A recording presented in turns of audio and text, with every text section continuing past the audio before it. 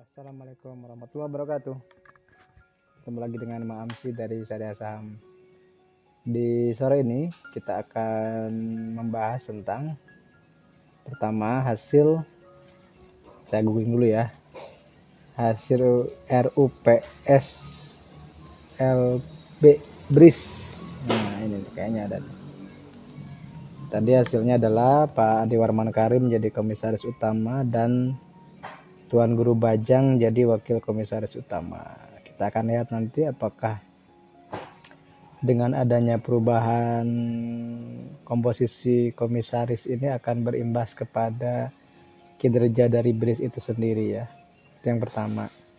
Yang kedua, saya menemukan laporan keuangan dari dua kertas saham kertas.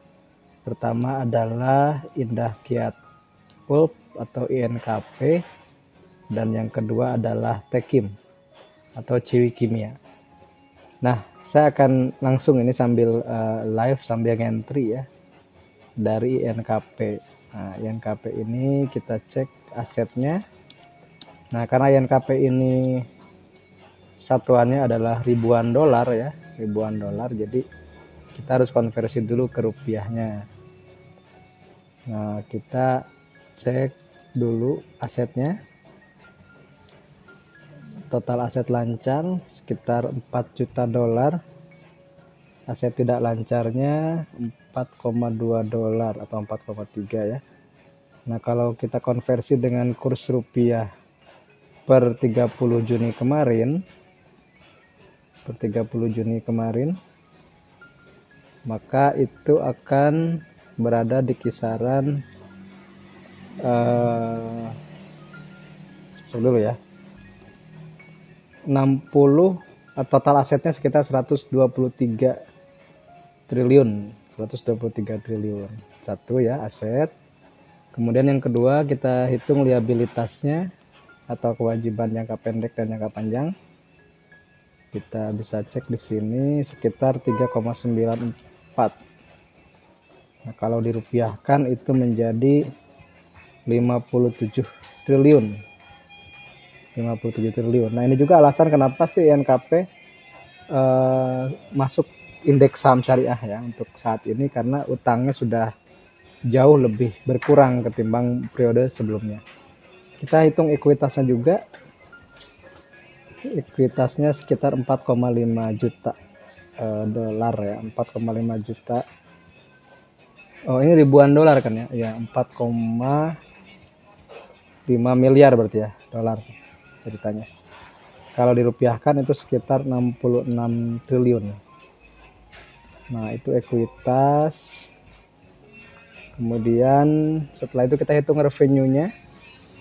Nah, revenue-nya ini ada kenaikan teman-teman dari 1,48 miliar dolar menjadi 1,63 miliar. Dan kalau kita hitung menjadi rupiah, maka itu sekitar 23 triliun dari 21 triliun di periode sebelumnya atau di tahun sebelumnya. Kita juga hitung laba bersihnya, kita cek ya. Sekitar, saya konversi dulu menjadi rupiah. Oke. Sebentar ya. Saya kebetulan sedang tidak di rumah, teman-teman. Di kantor ya. Jadi sambil nunggu maghrib, sebentar lagi kita bikin konten tentang duo kertas ini dan BRIS ya.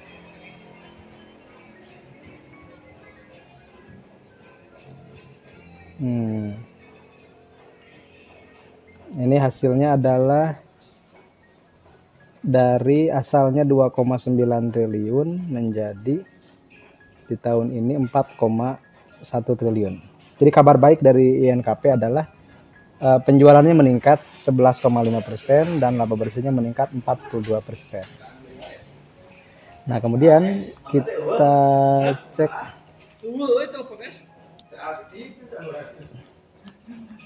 cek arus kasnya juga ya. Kalau mau bertanya silakan nulis di situ ya teman-teman, nanti saya baca. Saya sambil nyantri nih. Untuk arus kasnya ada kenaikan, ada penurunan ya sekitar, karena ada di sini ada ekspansi untuk apa, nanti mungkin penjelasannya di bawah ya. Sekitar 900 miliar.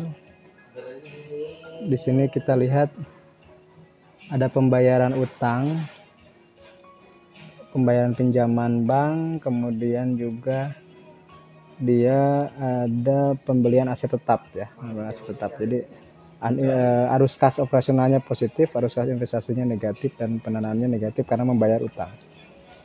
Nah, selanjutnya kita cek rasio untuk INKP ini. Earning per share-nya ada di 752, 752. Nilai bukunya ada di sekitar 12 ribuan. Kemudian DAR-nya 0,47, debt to asset-nya 0,47, DER-nya 0,8. Kemudian NPM-nya 17%, ROE-nya 12,5%. Dan dari sini kita dapatkan, nah ini yang menarik teman-teman ya. Sebenarnya kalau ada yang mengatakan ini mungkin salah satu saham blue chip yang masuk JI 70, JII, LQ 45 juga, kemudian Kompas 100 yang PBV-nya teman-teman itu baru 0,57 dan PER-nya 4,57. Jadi sebenarnya ini kalau secara value investing itu masih murah. Jadi blue chip yang masih murah. Dan harganya masih 6.800, itu juga masih murah. Nah sekarang satu lagi ya, sebelum tanya jawab, kita cek Techim nih, cek Techim. Nah Techim juga ini kan anak usahanya dari INKP ya, INKP. Kita mau hitung nih INKP sama Techim menarik mana secara valuasi. Jadi ini live ya teman-teman, live langsung entry karena saya baru dapat datanya hari ini. INKP Techim ya, Techim kita hitung asetnya berapa. Di sini, dan dia juga satuannya sama, ribuan dolar ya, jadi saya harus konversi dulu ke rupiah. Kemudian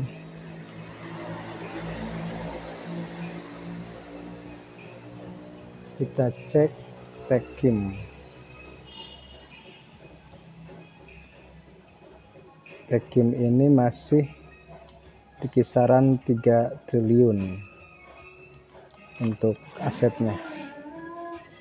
Kemudian untuk utangnya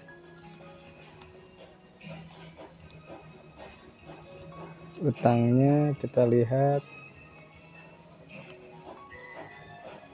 ini ada yang salah input saya tadi, kayaknya saya ulangi lagi. Asetnya itu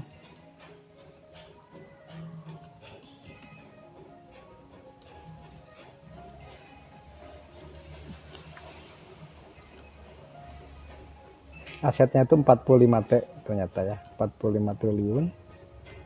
Kemudian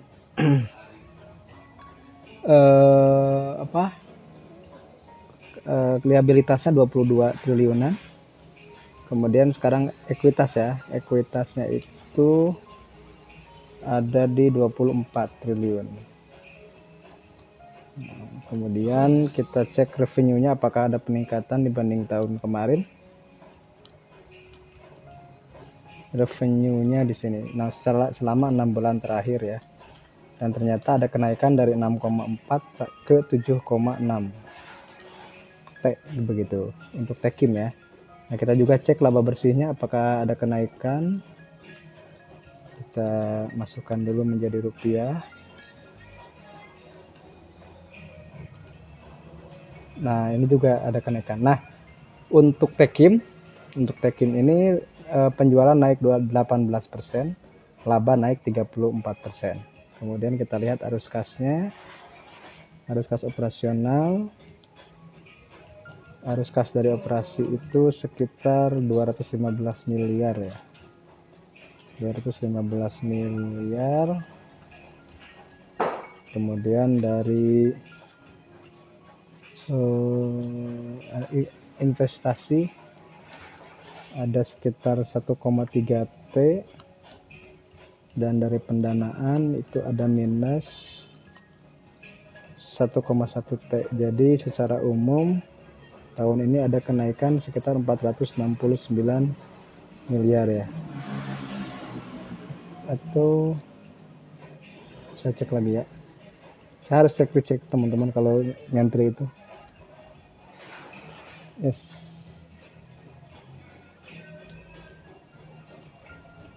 Ya betul ya. Nah sekarang kita lihat rasionya. Rasionya untuk Tekin ini EPS-nya 553, book value-nya 7.600. Kemudian DAR-nya 0,48, DER-nya 0,91, current ratio 1,32. Kemudian NPM 23%, ROE 14,5%.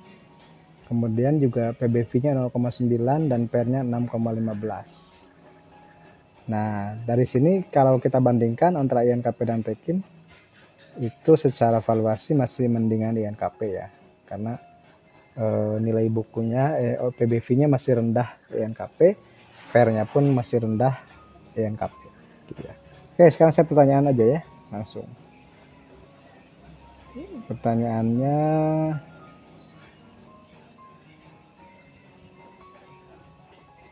oke, pertanyaannya dari pertama adalah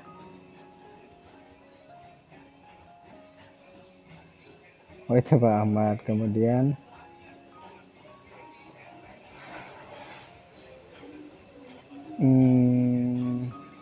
terima kasih yang mendoakan kesehatan, terima kasih.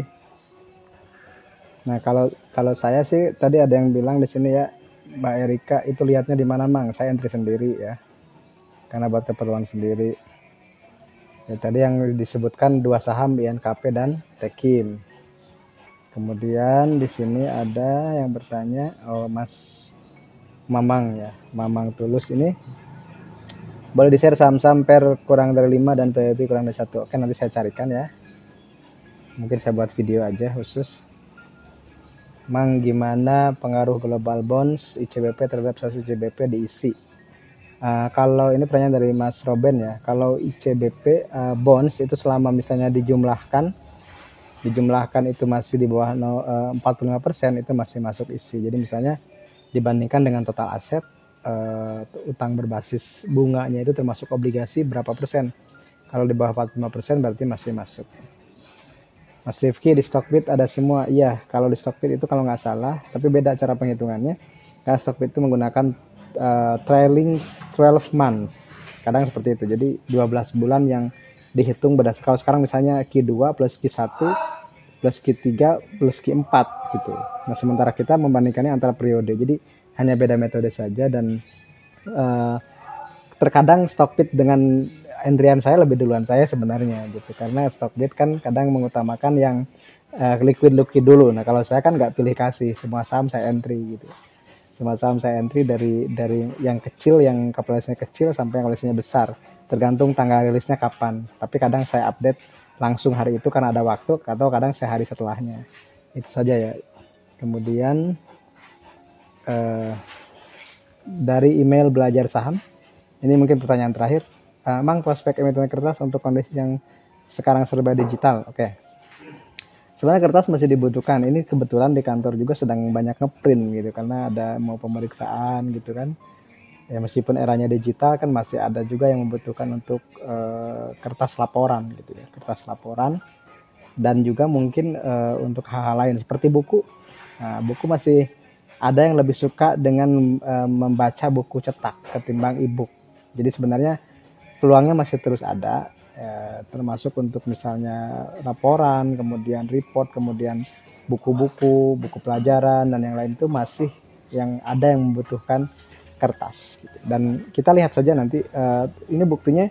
Jadi kalau saya sih melihatnya gini, sekarang aja misalnya ketika harga kertas dunia katanya lagi turun, Tapi kenapa INKP dan TQ masih membukukan kenaikan penjualan dan laba? Berarti kan di situ masih ada peluang ada kenaikan dari saham yang bergerak di bidang kertas. Saya tidak punya kedua-duanya, teman-teman. Saya nggak punya Tekim, saya nggak punya INKP. Silakan boleh cek nanti di akun saya. Jadi saya belum beli kedua-duanya. Karena secara saya harus membandingkan lagi antara fundamental, teknikal, dan money management. Boleh jadi fundamentalnya menarik, teknikalnya belum breakout atau belum ada reversal, dan money management saya mungkin belum punya uangnya, kan seperti itu. Kita tidak perlu memaksakan apa yang harus dibeli itu karena ajakan atau karena orang lain membeli itu juga. Jangan pernah FOMO, fear of missing out. Terima kasih. Mudah-mudahan bermanfaat. Assalamualaikum warahmatullahi wabarakatuh.